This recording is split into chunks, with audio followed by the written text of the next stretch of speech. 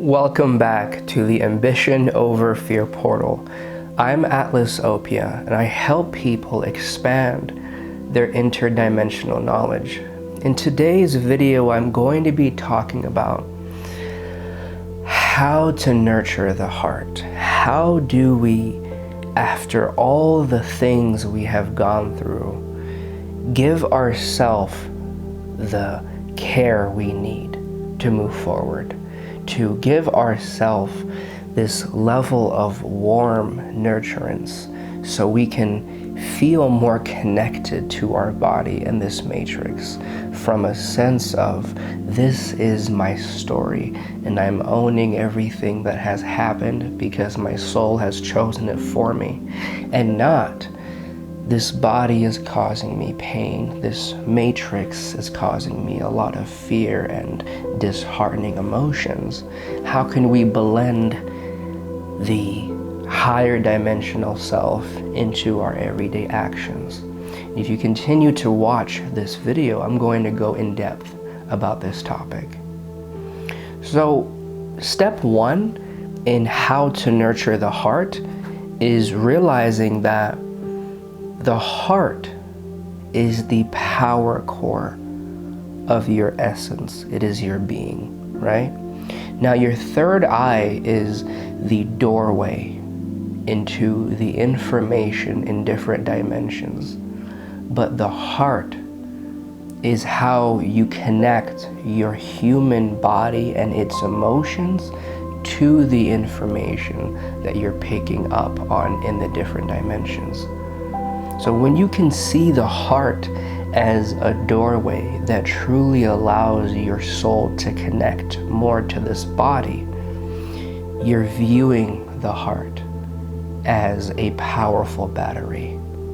And although life and grief and experiences and loss can truly make that heart bleed a little, you can appreciate the fact that you're able to experience all the emotions in the spectrum of life. So when the heart is a doorway, remember, it has potential once you open the door. And the door itself comes from not judging your emotions and looking at every emotion as a unique aspect of consciousness that is going to give you an experience that you wouldn't necessarily have in another emotion. And when you can do that, you're moving from guilt and judgment, which come in based on the experiences we have had growing up, the structure of reality that we came into this matrix with. And remember, whenever your soul goes into a matrix, it passes through a program that you're now able to run as a soul in this third dimensional simulation. So when you came into this matrix, you naturally adapted to the program of the collective consciousness. So when you can take a step back and realize, okay, everything is exactly how it's going to be. And every time I experience fear, it is here to allow me to activate a strength within to push me forward. Every time I feel into depression, I can have sympathy for myself for how much I've been doing in my life. Every time I feel anxiety, it can really allow me to move into the mechanism of being an interdimensional soul in the higher dimensions, looking down at the body you're in and observing and thinking in this state of being your soul, which is just being able to observe without attachment and go, wow, this person needs to feel safe. This body needs to feel safe. And then you feel your soul communicating with you, and you can feel that energy coming through your heart because it is that doorway of safety. Step two in how to be in a position where you can nurture your heart more is realizing that the heart is here to make you more aware of what you're feeling and how you're going about this journey. Oftentimes we can close our heart off because we've trusted, and that trust may have been abused, or we have thrusted ourselves into an interpersonal relationship because we felt a calling from our soul, and then it may turn out that this soul bond you have had with somebody is not as crystallizing and pure than you thought it was, and it comes with the trials and tribulations. So when you're in that space, realize that the moment you're able to view reality from a more neutral lens is the second you pivot from I'm not good enough, I'm gonna punish myself for not being perfect or not being aligned to the way I need to act to move forward. And you stop feeling the need to feed into these egoic battles with yourself, where your mind is battling your mind and the subconscious beliefs you have are trying to live. You're less about fighting and you're more about dancing. So how to nurture your heart is dance with your pain. Dance with the adversity. Allow your shadow the room to speak because it deserves to be heard. And then after that point, you decide to allow the energy to disperse throughout your entire life. That feeling of safety and pureness when you realize that the flow of everything is when your heart is activated and your mind is there to watch. Not your mind is trying to over-control a situation and your heart feels tired because you have to maybe hide your emotions or push them down. Now there is a balance between the masculine and feminine, right? The masculine is being more logical, understanding the functionality of an aspect of consciousness and getting an idea of what to do next. It's the action. The feminine is a receptivity. It is enjoying the essence of something itself. So in step 2, remember that nurturing your heart comes from moving the battle inside to a dance. And that comes from feeling as if your sense of self-worth does not come from external achievement.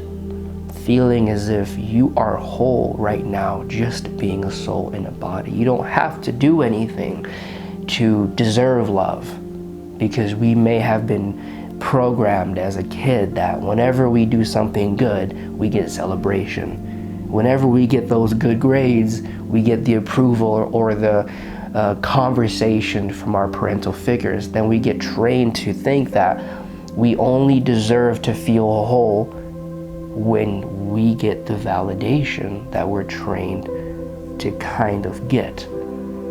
The validation moves in when you realize that the foundation of happiness comes from being able to sit in your body, feel your heartbeat, feel your bones, your cells, your organs. Comes from being able to use your 5 senses to touch a soft blanket and be mesmerized by how it feels, or listen to a sound that you're hearing in your environment. It's mindfulness. It's using your 5 senses to entertain you. Okay? Step 3 in how to nurture your heart is move into the dynamic. When you're feeling overwhelmed of being your soul, sending energy to the body and mind that you're currently inhabiting. And the interesting thing is, your higher self is like the father and the mother. If we're looking at this breakthrough from the human mind, this is how you view it.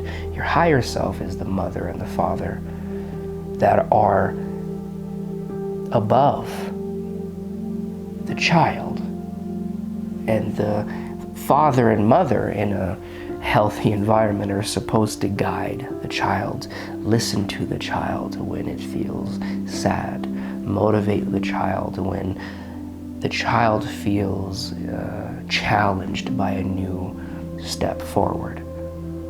And so when you can be in that position, you can allow yourself not only to send a golden light of energy from you as a soul. Imagine that you're above, right? You're looking down at your body, you're sending that energy through the clouds, and almost feel as if you're traveling with the energy. You're seeing it go all the way down from the top of your head into the heart, and that reverberates outwards into the entire earth. And when you're in that position, you can be the supportive parent, and you can, from an observer state, that's how you know you've moved into your soul. When you're able to think about your thoughts, when you're able to observe your feelings without being attached to them, even just for a moment. It doesn't have to be for a super long time. And when you're doing that, as you're the soul, observing your body, think to the body, talk to the body and say, wow, everything you've gone through, you're so brave. You're so powerful that you're continually pushing forward. I know it's been hard. I know it's been challenging. And I know there's been times where you may feel as if it's hard to carry forward. But bless you for being such a warrior. Bless you for being such a mystical being in this body and moving into the awareness of the universe. Right? Create that dynamic where you're embodying the soul and you're sending gratitude to your body and your mind for enduring this journey, for being in this life. Okay? Now, step 4 on how to nurture the soul, how to nurture the heart. So, a little exercise for you, okay? So, I want you to realize that in both of your palms, you have portals. Now, everybody has portals in their feet and in their hands. And you may not have felt it before, or you may have felt it, but it's there.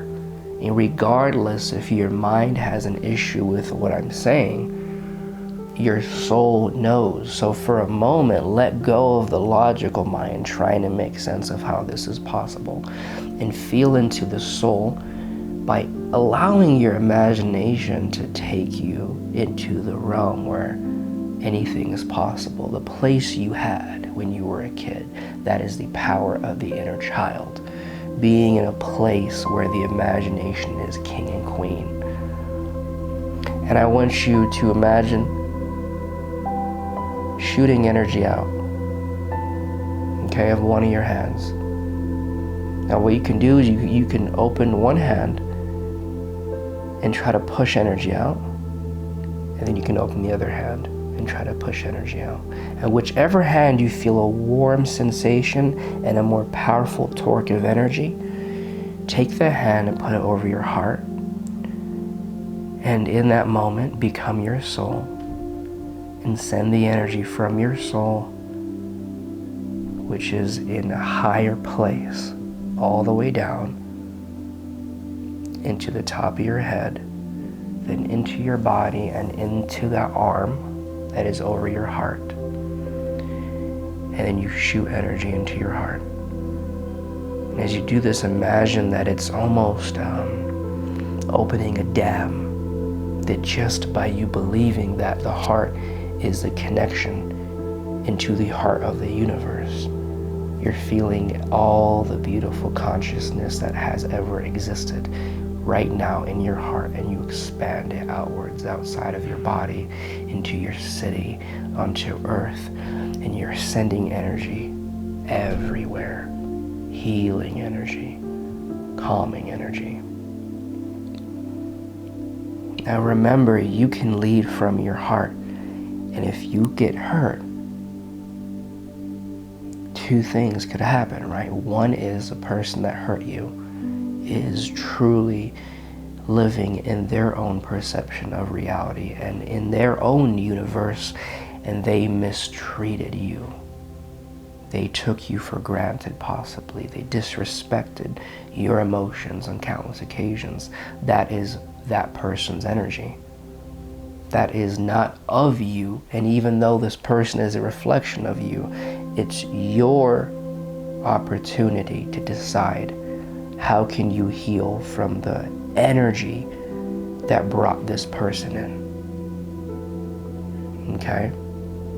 And the other situation too, when you get hurt, the question is not how can I not get hurt next time, but in this moment, how can I show myself the love that I was sending that person? How can I take this hurt and create an alchemic opportunity to send that energy into myself? And how you can do this is you imagine being a soul standing in front of your body as you close your eyes, and you just send energy from the center of your soul into your heart. And as you're sending the energy, you're thinking of all the energy you sent this person or you put into a certain situation, and you send it right back into your heart, and then you expand that into your cells. You allow your DNA to upgrade with the level of awareness you're tapping into through your higher self. Well, thank you guys so much for being here. I really appreciate it. I make videos every Tuesday and Thursday.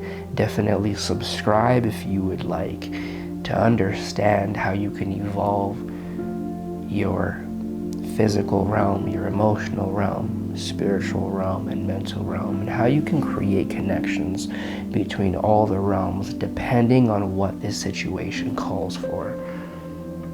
I also offer galactic quantum coaching, and this is for the powerful soul watching this that knows there is a level of potential coming. You know that there is more for you to understand about the universe because you feel this pull to expand. And as you're expanding, you're feeling into new levels of energy, but your mind has trouble comprehending it. So what my coaching does is I provide your mind with a unique way to understand the information you're uncovering through your higher self. The higher self is truth, the mind is just a conditioned tool. So you have to remove the conditioning based on how you grew up and move into that psychic awareness and that connection you have with the universe. And also, if you're a starseed empath and you feel that there is a reincarnation that you're supposed to remember, or maybe you remembered a reincarnation your soul has had from the akashic records, which is the database of your soul. And it is the collection of all information and then aligning that with the information your soul has experienced.